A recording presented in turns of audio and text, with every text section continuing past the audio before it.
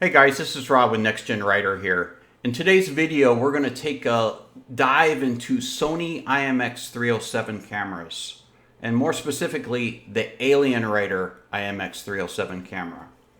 Also, I had an Aobenma system in the past that failed. The display failed with water damage. Didn't have any luck getting warranty on that.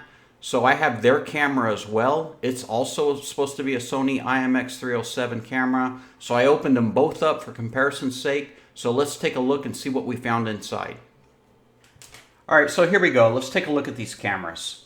So what I have here on the left is the AlienRider Sony IMX307 camera disassembled.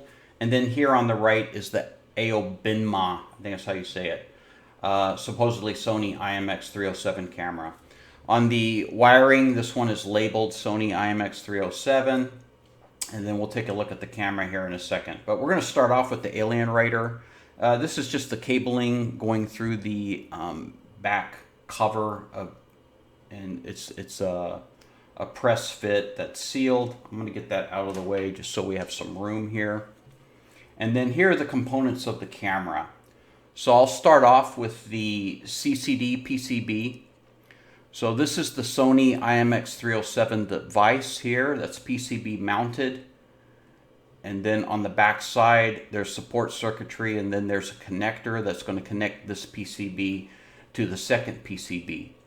On this PCB, you'll see it's stamped or silk screened IMX307 VO2, and then it says RCC on the PCB. So RCC is the, I believe it's the mother company for AlienRider. They do a lot of, they have their own SMT line there in Shenzhen, and they make a lot of automotive products. They do more than AlienRider, and I think AlienRider is a subsidiary of the RCC group.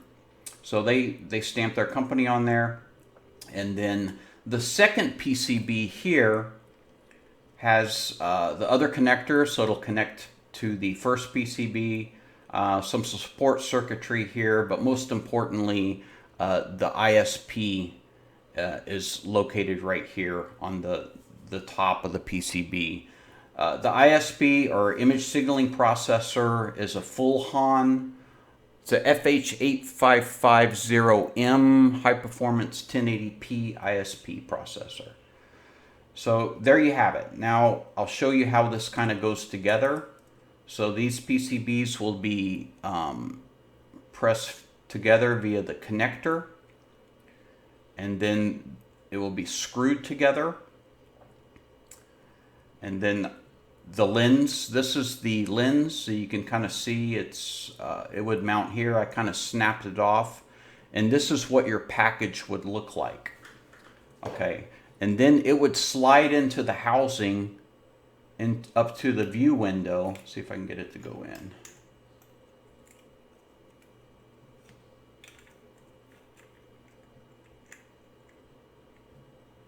Something like this. And then all air gap inside this package would be filled with a rubberized sealant. Also, the top here would be coated. So you'd have kind of a, actually I think the way they do it is it was full all the way to, where's my, even this was filled. So I'm not sure how they inject that. Well, actually I think I know. There's a couple of ports. See if I can show you those guys. Ports right there. And then that stuff's injected, and all air gap is removed. So they're injecting through one, air's coming out of the other one, and then they get that thing full of rubberized sealant. So there you have it. That's a look at the AlienRider CCD image sensor. So now over here on the Aobenma, this one's kind of interesting. So it's also a 2 PCB stack. And then there is an ISP here, but I was not able to find any reference on the internet regarding the part number that's on the ISP. It's very generic. There's no manufacturer on it. The stack goes together, and it's solder connected with posts. And then here's the lens stack. So you can see it's quite small. I don't know how many layers this lens is. I don't think they ever said. But compared to the AlienRider, see if I can get this together. Something like that. You can see a clear difference in image hardware quality, robustness, and especially in the lens stack. So on the AlienRider lens, you can kind of see the first lens here.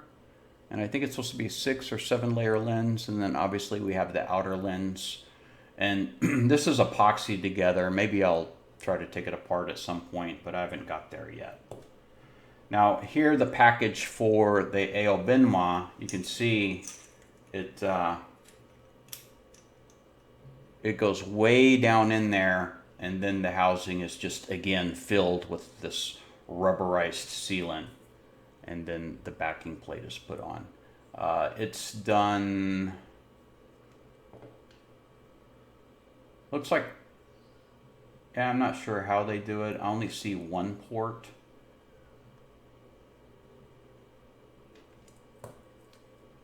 No, there's two. Okay, so they do it the same way. All right, so there you have it. That's a look at the AlienRider Sony IMX307 camera, and then Aobenma for comparison's sake. And what's interesting on this one is on the PCB, I'll try to throw up a picture. They don't really, the Sony IMX307, it's F and then the numeral 5 in lieu of an S, O, and then an M instead of an N for Sony, and then a Y307B.